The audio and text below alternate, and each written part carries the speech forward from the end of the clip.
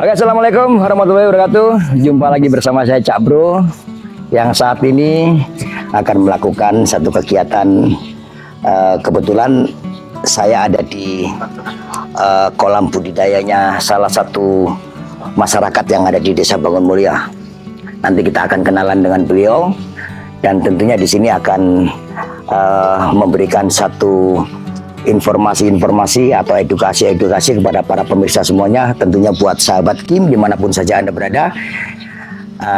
Selamat menonton, dan saya akan ketemu dengan Pak Heri untuk berbincang-bincang langsung, ngobrol-ngobrol langsung berkaitan dengan suksesnya Pak Heri pembudidaya ikan yang ada di Desa Bangun Mulyo. Dan tentunya kita juga akan mendapatkan satu informasi-informasi yang menarik nantinya. Tapi sebaiknya kita langsung ngobrol aja dengan beliau. Baik, kita langsung aja ke tempat Pak Heri. Oke, kita langsung sana aja.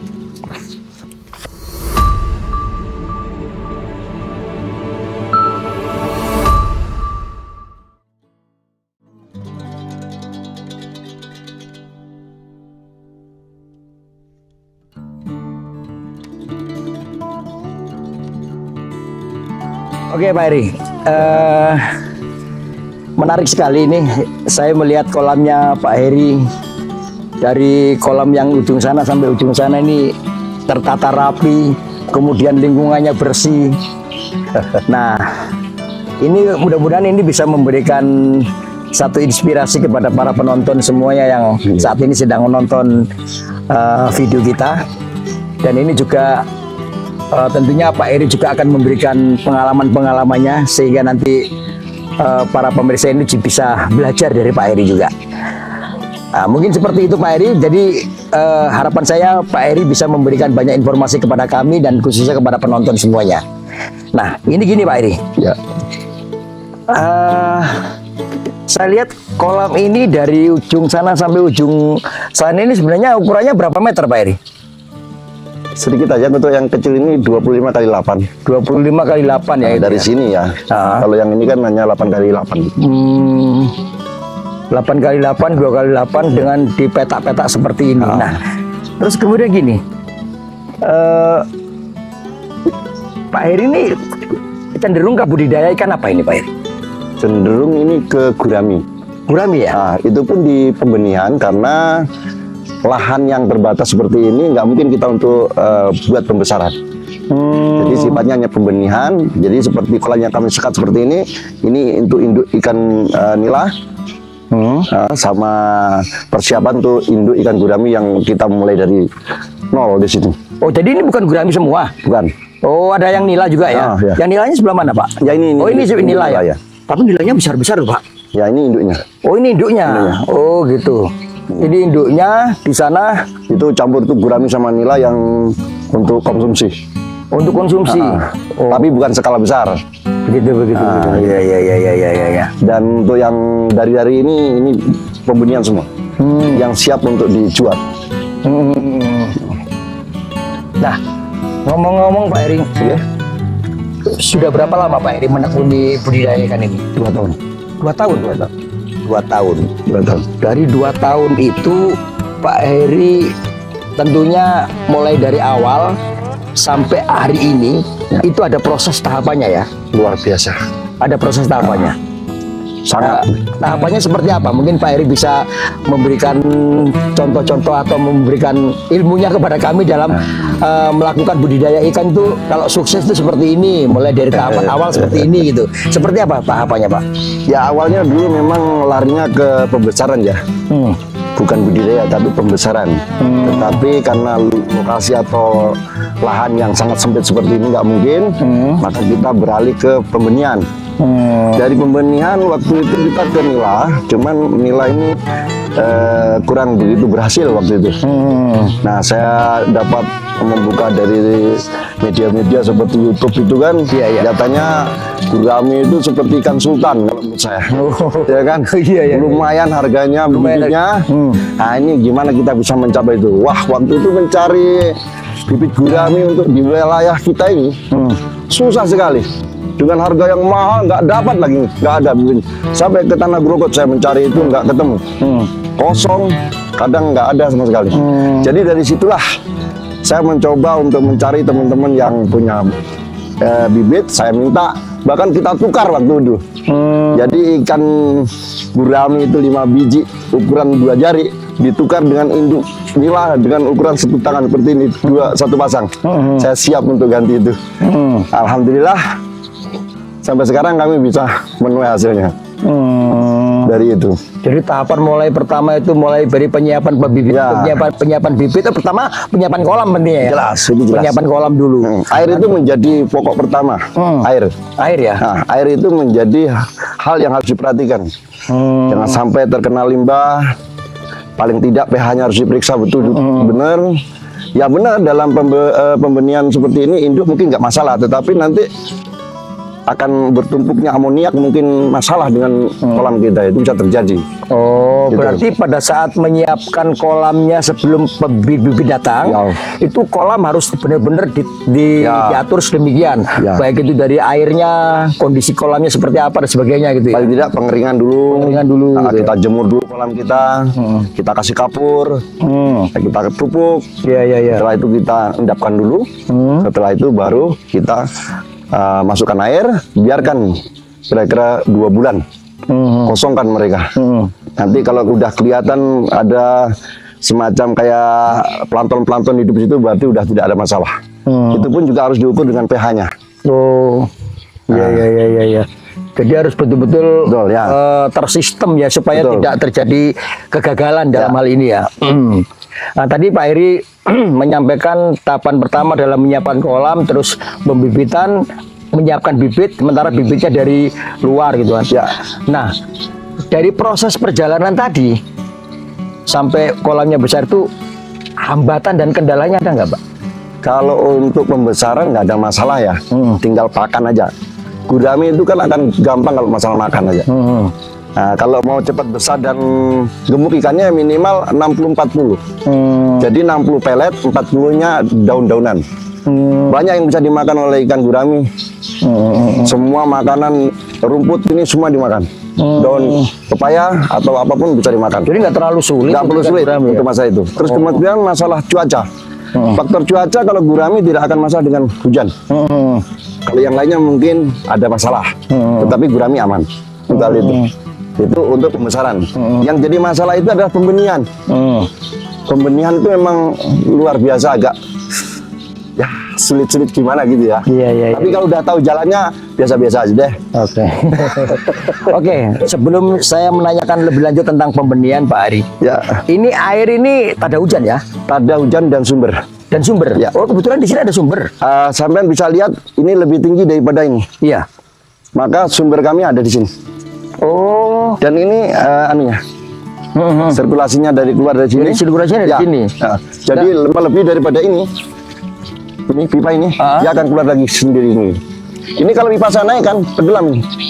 Oh, berarti air ini mengalir terus ya?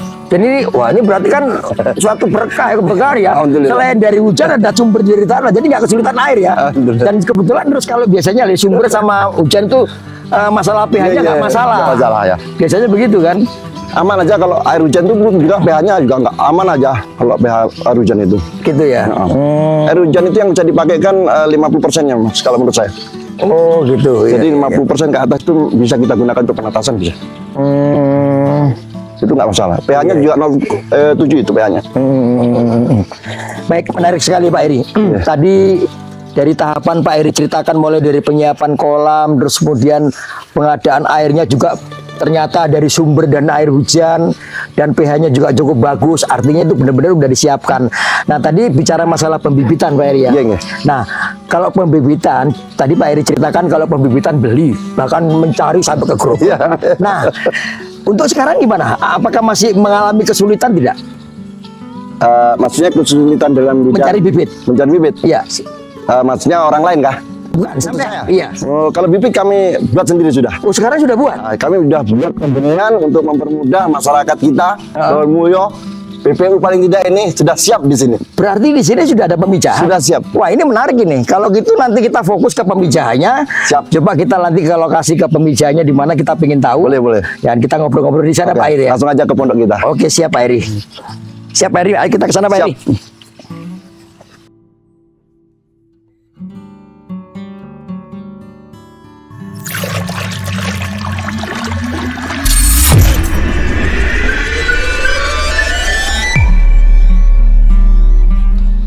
Oke, sahabat Kim, kita sekarang berada di lokasi pemijanya Pak Heri, pemijahan ikan maksudnya. Dan di sini adalah lokasi-lokasinya. Nah, nanti kita akan berbincang-bincang lebih lanjut tentang pemijahan dan tahapan pemijahannya seperti apa. Oke, kita langsung ngobrol lagi Pak Heri ya. Ya. Jadi tadi Pak Heri udah jelasin terkait dengan masalah kondisi ikan di sana dan sumber airnya dari mana dan sebagainya. Nah, yang menarik ini adalah pemijahannya karena memang pada saat ini kebanyakan para pembudidaya ikan itu kesulitan dari bibit. Ya. Karena apa? Karena lokasi mencari bibit itu jauh gitu kan. Belum lagi biaya ongkos kirim dan sebagainya. Nah, sekarang di Desa Bangunmoyo ada pembibitan juga, ada pemijahan juga. Gimana nanti Pak Heri bisa melakukan apa ya istilahnya menawarkan kepada teman-teman yang ingin mencari bibit seperti itu. Nah, Siap. pertanyaan saya Pak Heri, tahapannya pemijahan seperti apa, Pak Heri? Oh ya, Dari awal. sah. Jadi pemijahan kami di sini sifatnya alami. Ya. Tidak melakukan suntik atau kawin suntik. Jadi alami seperti ini. Kami buat semacam sistem paket seperti ini. Jadi berpasangan. Dan satu peta ini adalah satu induk betina, satu pejantan. Jadi ada betina sendiri, jantan jadi. langsung satu pasang. Untuk membedakan mana pejantan dan mana betinanya seperti apa, Pak Heri? Kalau ada di YouTube saya lengkap itu. Oh gitu. Ya. Oh ya. Oke. Yang jelas ada pemilahan ya bahwa ini adalah tempat untuk betina, ini adalah tempat untuk pejantannya. Ini gitu ya. langsung satu pasang. Oh langsung satu pasang. Ya. Jadi di sini sudah proses mereka untuk siap bertelur. Dengan kita siapkan wadah seperti ini. Oh itu ya. Ya. Nah, ini Itu tempat untuk bertelurnya. tempat bertelurnya itu ada di sebelah. Semacam itu mungkin bisa dilihat. Oh seperti ini. Nah, yang seperti bubu itu tempat bertelurnya. Oh. Nah, yang ini bisa memakai dengan ijuk. Ini bahan atau media sarang. Ini bisa pakai ijuk, bisa pakai karung yang bisa juga pakai rumput terapia juga bisa. Jadi nanti dengan sendirinya dia akan kalau mereka sudah berpasangan dan siap untuk memijah, maka induk Brahmi itu akan berbondong-bondong mengangkat ini untuk masukkan bikin sarang sendiri. Nah, setelah sarang ini penuh, Ya. nah dia proses pengawinan. Setelah proses pengawinan mereka sudah bertelur, kita angkat dari situ. Setelah kita angkat, bawa ke sini, Bawa di taruh di bak. di bak, di bak seperti ini. Nih seperti ini ada bak kan. Jadi di bak ini, Oh ini ada bak. nah ya. di bak. Jadi kita pisahkan antara media sarangnya dengan telurnya. Yang mestinya harus lebih hati-hati. Karena terluka nggak akan jadi menetas. Oh. Nah, Iya, setelah iya. itu kita siapkan bak juga yang dengan air yang bersih dengan ketinggian 5 cm aja airnya untuk siap penetasan. Setelah telur dimasukkan penetasan, umur sampai 10 hari, minimal 8 ya sampai 10 hari sudah siap dimasukkan ke kolam pendederan. Namanya kolam apa ini? Kolam pendederan. Oh kolam pendederan. Jadi selama 10 hari di bak itu, dia tidak makan apa-apa. Sampai kuning telur, kalau di gurami itu ada jelas, kuning telurnya masih dibawa selama 10 hari. Kalau sudah kuning telur itu sudah habis, berarti mereka sudah lapar. Oh. Nah, jadi langsung kita masukkan ke kolam pendederan seperti ini. Boleh, bisa dilihat kan?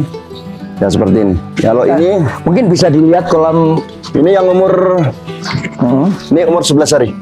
Baru kesini 1 hari. Yang ini. Yang ini lebih kecil, habis itu ke sini. Ini sampai umuran nanti umur 45 hari sudah siap untuk kita bawa ke kolam alam. Kita taruh di jaring apung supaya kita enak memantau. Iya. Nah, gitu. Nah ini kolam apa ini Pak? Ini sementara ini kolam untuk cacing. Oh. Cacing sutra itu adalah makanan termasuk makanan yang harus pemula atau kutu air bisa juga. Iya. Tadi saya belum tanya masalah makan ya. Iya. Jadi selain makanan-makanan yang jenis konsentrat ya, Iya. itu ada makanan tambahan lainnya. Bukan makan tambahan, justru itu makanan dari ikan yang paling kecil. Kalau ikan kecil itu kalau dikasih makan sentrat akan kemungkinan besar kematian. Oh gitu. Karena dia mekar di dalam perut dan dia tidak bisa bernapas atau mungkin bagaimana gitu. Yang jelas makanan dari kecil mereka itu dari cacing sutra atau kutu air. Di pendederan ini selama umur 45 hari. Setelah itu kita bawa ke sana baru di sentrat. Oh, setelah nanti dia Setelah dari sini cukup umur lah istilahnya. bawa ke sana baru disentrat. Baru disentrat ya? Sampai siap jual. Gitu. Nah, sekarang gini Pak Eri, pertanyaannya tadi Gimana? Pak Eri menjelaskan masalah bibit ya, pembibitan tadi. Dari mulai telur Ya. sampai dipindahkan ke kolam sini. Sampai jual. Nah, itu tentunya nggak semudah Ya. yang dibayangkan atau yang diceritakan Pak Eri. Pasti mengalami hal-hal yang katanya dengan masalah. Ya. Nah, paling banyak masalahnya ketika melakukan pemijahan itu apa, Pak? Proses penetasan Iya. sampai umur perawatan di kolam pendederan ini memang lumayan fatal ya. Iya. Kalau di sini, kalau saya sepengalaman saya, Iya. belum pernah saya nemukan jamur di pendederan.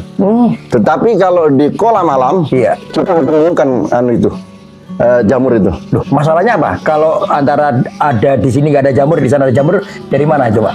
Bisa memberikan penjelasan itu, Pak? Kalau di kolam sini, kita untuk menghindari jamur otomatis harus diperhatikan airnya. Oh, masalahnya di air. Masalah utama ikan terkena jamur itu air. Kenapa airnya? Karena airnya itu banyak kotoran atau sisa-sisa makanan itu yang mengendap di bawah dan muncullah jamur amoniak namanya. Oh, Nah itu bisa memicu masalah terjangkitnya penyakit dari ikan gurami itu, terutama jamur itu. Jadi jangan sampai airnya menunggu berubah warna baru dibersihkan, jangan. Iya. Justru kita punya, kalau bisa punya jadwal 3 hari 4 hari bisa kita ganti, nggak ada masalah. berarti ada manajemen, Pak? Harus ada manajemennya ya? Dan itu pun mulai dari nol tetap ada manajemennya, Mas. Dari pengangkatan telur, jadi kita tahu induk kita ini yang A, yang B dan C ini berapa produksi telur. Kita harus tahu ini. Nah, jadi yang terbesar di sini sampai 6.000 telur. Ini bukan bohong karena ini kita catat. 6.000 telur. Ya, setiap pengangkatan telur di sini berapa jumlah kematian kita tulis per harinya. Iya. Jadi pagi, siang, sore, malam. Ini selalu di sini menulis absensi kematian. Sampai umur 45 hari tetap masih absensi. Jadi bukan di kantor desa saja ya? Bukan, ya, di sini juga. Ya, bikin manajemen sendiri. Nah, gitu. Iya. Nah, kalau masalah yang di sana, karena dia mungkin terlalu rapatnya bibit itu terlalu banyak, bisa juga di sana. Mungkin namanya bakteri itu kan bisa saja, ya kan, amonia kolam naik, ikan yang belum siap dengan tubuhnya, ya kan, terkena dia kan seperti itu. Tapi mudah kok kita tanggulangi semua itu. Oh, gitu. Oke, Pak Eri. Tadi Pak Eri juga menceritakan tentang tahapannya mulai dari kolam yang dipilah-pilah seperti ini, kemudian ada tempat telurnya. Nah, tadi Pak Eri menjelaskan jumlah ya, jumlah telur sampai 6.000 gitu ya. Itu ngitungnya gimana ngitungnya? Kok tahu ini 6.000 sekian? Jadi setiap kita kan tidak selamanya berhasil ya dalam penetasan itu. Ada yang benar-benar total tuh.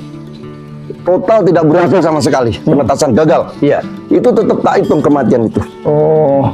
Tidak ada capeknya untuk masalah itu. Karena kita mencari pengetahuan. Jadi jangan bosan. Gitu ya. Iya. Tetap harus Belajar dan belajar terus. belajar terus. Iya. Tidak ada yang pinter. Belajar terus. Oke. Nah, yang kalau ngomong-ngomong belajar nih sekarang, saya yakin Pak Heri untuk memulai budidaya ini tentunya juga belajar dong. Belajar. Belajar dari mana sih, Pak? Atau otodidak atau gimana? Terus terang kalau masalah ikan memang dari kecil memang sudah ada ke situ ya. Termasuk kolam ini kami gali sejak mulai kami bujang sampai sekarang. Terus selanjutnya tentang masalah Masalah apa, Pak? kalau masalah seperti itu kan ya kurasa semua orang itu bisa. Iya. Ya, tinggal kemauannya aja. Iya benar. Kemauannya. Mau apa tidak kan gitu. Kalau kurasa kalau kemauan budidaya apa pun orang tuh bisa sebenarnya. Iya. Tapi sesuai nggak sama hati kita gitu. Artinya ada kemauan nggak? Betul. Kalau nggak ada kemauan, walaupun ada fasilitasnya, nggak mungkin akan bisa jalan. Kalau tidak punya kemauan belajar lagi gitu. Kalau kegagalan tuh pasti akan terjadi. Betul. Tapi itu kan bukan akhir dari segalanya, ya kan? Iya. Otomatis dengan kegagalan itu kita menggali terus kekurangan kita ini. Iya. Untuk menambah plusnya kita ke depan. Untuk menjadi orang yang benar-benar bisa. Iya. Kan gitu. Betul. Nah, ini lagi menariknya Pak Heri. Gimana? Tadi menceritakan dengan jumlah 6.000. Ya. Nah, otomatis Pak Heri memindahkan dari telur ke tempat pendederan seperti ini. Ini untuk memenuhi pasokan untuk kolam itu sendiri, atau memang ada juga beberapa bibit yang memang ditawarkan ke teman-teman yang lain untuk dijual? Kalau untuk di kolam tetap, Ya. karena kami juga mengkonsumsikan ini besar juga, walaupun dengan tempat yang terbatas, tetap ada yang kita besarkan, tetapi bisa dikatakan 90% kami keluarkan untuk dijual. Untuk dijual ke petani-petani ikan. Dan bagaimana dari para peminat untuk yang atau bayarnya kepada Pak Heri itu gimana? Kalau untuk sementara ini yang saya tahu dan beli di sini rata-rata mereka itu hanya untuk hiburan. Jadi bukan petani ikan. Kalau petani ikan tuh mesti belinya lebih banyak. Ya kan rutin gitu. Dan rutin. Ya, kalau yang biasa beli ini hiburan di rumah. Paling sekali dua kali beli untuk konsumsi sendiri lah. Iya, saya seperti itu. Jadi tidak untuk dijualkan di pasar atau enggak gitu. Di sini belum ada. Mudah-mudahan dengan tersedianya tempat pembenihan di sini mungkin bisa orang-orang yang punya lahan luas, ya kan, bisa ke situ. Oh, nah, sip, mantap. Mudah-mudahan dari apa yang disampaikan oleh Pak Heri ini tentunya buat para pemirsa semuanya, ini adalah potensi dan peluang buat para pembudidaya ikan, khususnya di Desa Bangunmoyo ataupun di Kabupaten Penajam Pasir Utara yang ingin mendapatkan bibit gurami ya Pak ya? Ya, bibit gurami bisa mendatangi ke Pak Heri. Karena Pak Heri udah ceritakan tadi bahwa pembibitan di sini sudah kadang-kadang sampai overload, artinya sampai berlebihan. Ya. Maka itu buat teman-teman semuanya, para pembudidaya ikan, nggak usah kesulitan masalah bibit, datang aja ke tempatnya Pak Heri. Kan begitu Pak Heri ya? Siap. Oke Pak Heri, saya tertarik sekali ini kaitannya dengan tadi ini kan kita hanya melihat ya, kita hanya melihat kolamnya, terus mungkin hanya sedikit-sedikit melihat ikannya gitu, dan ini adalah tempat pendederan, itu ada tempat pembenihan telurnya gitu kan. Nah, kita sekarang pengen tahu ini. Fisik gede ikannya seperti apa sih? Secara fisiknya itu seperti apa? Bisa dilihat di kolam nanti. Oke, kita langsung ke lokasi. Oke. Baik, para pemirsa, sekarang kita melihat bagaimana sih fisiknya ikan guraminya Pak Heri ini. Ayo kita ke lokasi. Oke.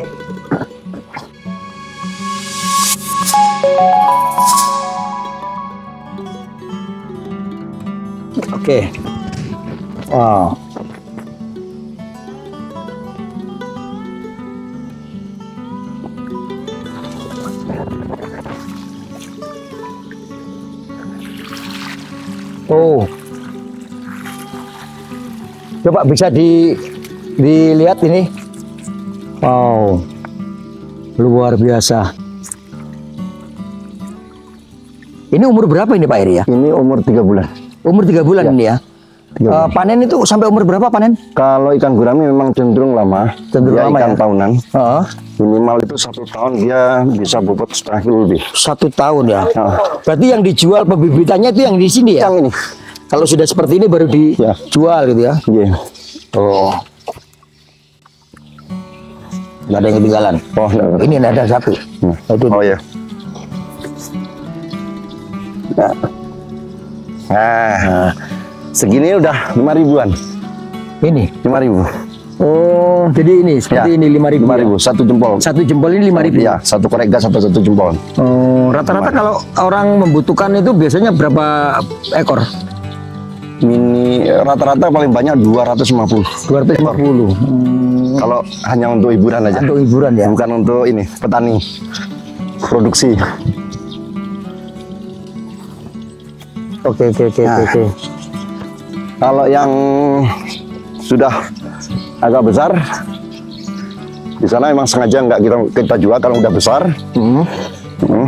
Jadi ini pembenihan semua ini, kosong semua.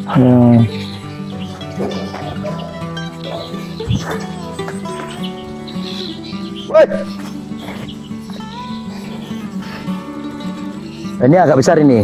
Ini yang umur berapa ini, Pak? Ini umur 4 bulan. Ini umur 4 bulan dari tempat situ. Oh, umur 4 bulan ya dari tempat situ ya. Dari tempat situ. Ini juga bisa diambil? Ini nggak bisa. Oh, nggak bisa diambil ya. Hanya di pengolahan aja. Nggak bisa diambil kok. Ya. Oh, gigi. Itu begitu cara manggilnya. Ternyata juga punya pendengaran ya ikan.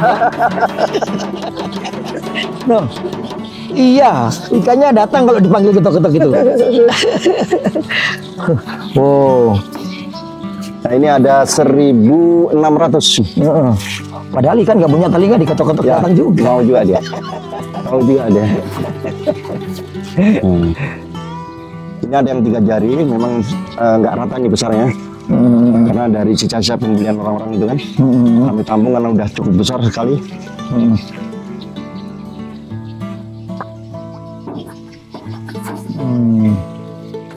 Ini untuk persiapan tahun depan. Iya. Tahun depan ini ya. Ya, untuk persiapan tahun depan. Jadi kita udah punya stok lah.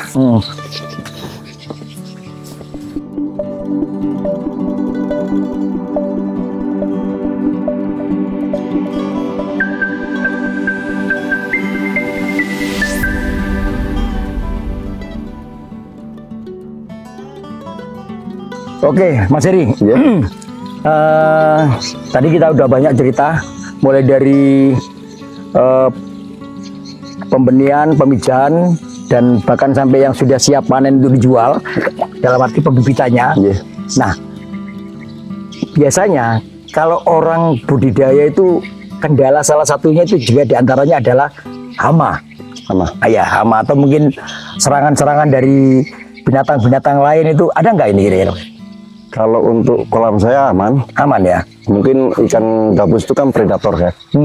Jadi sebelum kita masukkan di kolam yang besar seperti ini, alangkah baiknya kalau kita buatkan semacam dari seperti ini, ya, jaring apung seperti ini, kita besarkan dulu sampai 3 jari. Kira-kira mulut gabus itu tidak bisa mematuk, baru kita bisa tebar. Kalau udah ditebar, udah sebesar ini, insya Allah aman sampai besar. Aman ya. Ya, itu. Kalau untuk pekarangan harus dipagar seperti ini. Oh. Kalau nggak dipagar ya mungkin ada biawak, ada mungkin berang-berang, ya kan? Nah, itu masalahnya di situ kan, kalau mau nggak dipagar ya. Mas saya ikan sultan ini harus siap-siap kalau pagarnya harus diutamakan. Ikan sultan, kenapa ikan sultan? Karena mahal ya? Mahal. Jadi kalau dibandingkan dengan bibit ikan yang lain sangat kecil sekali. Dia 5.000 satu jempol ya kan? Kalau yang lain mungkin 200 perak ya kan? Iya. Jadi kalau bisa sekali beli harus berhasil. Harus berhasil. Gitu. Wah, ini berarti saya katakan berarti mulai dari cerita Pak Heri sejak kita ngobrol tadi sampai yang diceritakan ini, saya katakan Pak Heri ini udah berapa tahun? 2 tahun. 2 tahun berjalan prosesnya seperti ini, dan sekarang sudah mendapatkan hasil dan sudah pernah merasakan panen berapa kali Pak Heri? Kalau untuk pembenihan itu selama 2 tahun itu ya lumayan sih. Cuman kalau bahasa dikalkulasikan itu ya karena uangnya langsung terpakai sih, jadi udah kelihatan jadinya kan. Nah cuman kalau kita bisa berhitung sedikit mungkin ya, bukan ini pamer atau sombong, bukan, tetapi memang sesuai dengan jerih payah dalam budidayanya. Karena memang harga 5.000 itu luar biasa. Itu untuk pembibitannya. Untuk pembibitannya. Tapi kalau sudah ikan, dari ikannya di sini hanya sebatas untuk menyajikan tempat untuk orang refreshing mancing aja. Oh, jadi ini untuk ikannya ini digunakan untuk orang yang mancing di sini, ya kan? Nanti baru dibawa pulang. Tapi itu hitung kilo. Oh, begitu. Saya kira dijual di pasar. Enggak. Atau dijual sama orang pengepul itu enggak ya? Tidak. Oh, tidak ya. Jadi ini memang sekaligus destinasi lah, wisata lah, refreshing lah gitu. Wah, menarik sekali, bagus sekali ini Pak. Nah, tapi sampai saat ini banyak yang sering berkunjung. Alhamdulillah. Gitu ya. Oh. Alhamdulillah lumayan. Cuma dalam hal untuk penjualan kepada para pembeli itu hanya dari bibitnya saja. Ya, dari bibit. Tapi kalau dari ikannya kolam mancing. Kolam mancing. Kira-kira teman-teman ada yang mau mancing di sini nggak?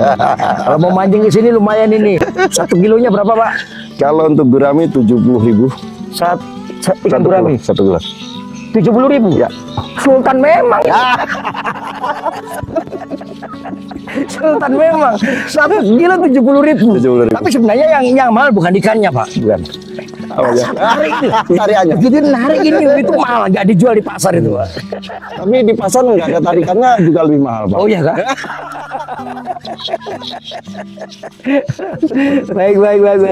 Menarik sekali, mudah-mudahan ini bisa memberikan inspirasi kepada para penonton semuanya bahwa Pak Heri dengan lokasi tempat yang sederhana ya, ini saya anggap sederhana, tapi nggak luas banget gitu kan, tapi desainnya bagus, menarik sekali dan cukup ya representatif lah buat teman-teman yang mau refreshing ke sini untuk memancing. Tapi ingat 1 kilo 70.000 loh.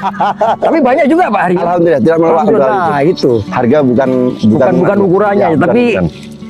Enjoy-nya itu loh. Baik. Oke Pak Heri, terima kasih banyak ini informasi-informasi yang disampaikan ini cukup memberikan inspirasi buat para penonton semuanya dan juga termasuk saya pribadi. Mudah-mudahan ini juga salah satu bentuk edukasi juga kepada teman-teman atau para penonton semuanya yang ingin belajar tentang bagaimana berbudidaya ikan gurami. Pertama bisa langsung ke tempatnya Pak Heri, dan Pak Heri mungkin gak keberatan ada orang belajar Pak Heri. Siap ya. Nah, kalau ingin lebih tahu detailnya secara mulai dari awal sampai akhirnya itu ada di YouTube-nya. Nah, silakan klik di YouTube-nya Pak Heri. Apa nama YouTube-nya Pak? Herian BMW. Herian BNW. Nah, kunjungi di YouTube-nya Pak Heri ya, Herian BNW. Dan jangan lupa apa? Like,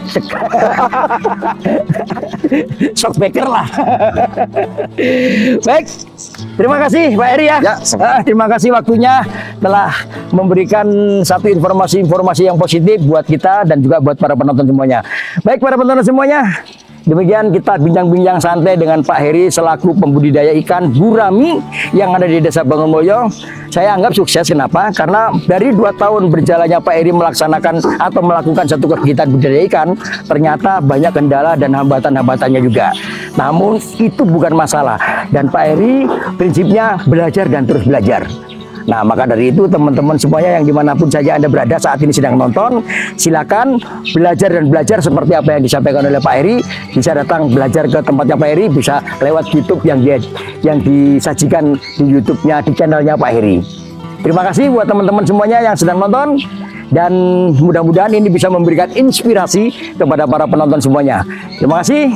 Assalamualaikum warahmatullahi wabarakatuh. Waalaikumsalam.